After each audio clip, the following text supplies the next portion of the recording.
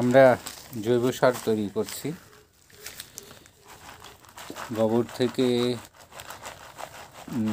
তৈরি জৈব সার মানে কেঁচো সার। গোবর খেয়ে কেঁচো যে মলটা ত্যাগ করে সেটা থেকেই তৈরি হয় এই ভার্মি কম্পোস্ট জৈব সার। এই সারটি আসলে জমির জন্য খুবই উপকারী।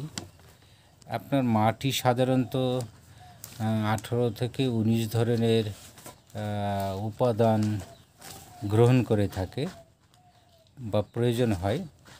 আর আমরা এই জৈব সার থেকে প্রায় আপনার 12 থেকে 13 ধরনের সেই উপাদানগুলো পেয়ে থাকি, যেটা আমরা রাসায়নিক সারের এত উপাদান আমরা পাই না। আর সবচেয়ে বড় জিনিস হলো যে এই সারটি জমিতে ব্যবহার করলে আপনার জমির উর্বরতা বাড়বে, ফসল বাড়বে, ফসলের বাড়বে, ফলনটা ভালো হবে, জমির আর্দ্রতা ধরে রাখবে, আপনার রাসায়নিক সারের ব্যবহারটা কমে যাবে। রাসায়নিক সার অনেকাংশে কম লাগবে। যদি আপনি এই সারটা প্রতি বিঘায় 4 থেকে 5 বস্তা ব্যবহার করতে পারেন, তবে অর্ধেক পরিমাণ রাসায়নিক সার দিলে হয়ে যাবে। আর সবচেয়ে বড় জিনিস যে এই ভার্মি কম্পোস্ট জৈব সারটা আপনার বিশেষ করে পানের বরজের জন্য খুব উপকারী।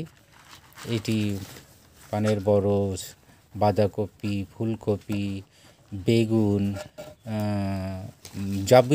যাবতীয় চাষের জন্য খুবই উপকারী। মরিচ, টমেটো, যাবতীয় চাষের জন্য খুব উপকারী একটা সার। সারটি আসলে খুব শক্তিশালী সার। এই সারটি কৃষক ভাইরা ব্যবহার করতে পারেন, তাতে আপনারাই লাভবান হবেন। জমির যেমন উর্বরতা বাড়বে, তেমনি আপনার ফসলও বৃদ্ধি পাবে, আপনার রাসায়নিক সার কম লাগবে। এতে করে আপনি পর 2 বার যদি এই জৈব সারটা ব্যবহার করতে পারেন, এর ফলাফল আপনি বুঝতে পারবেন।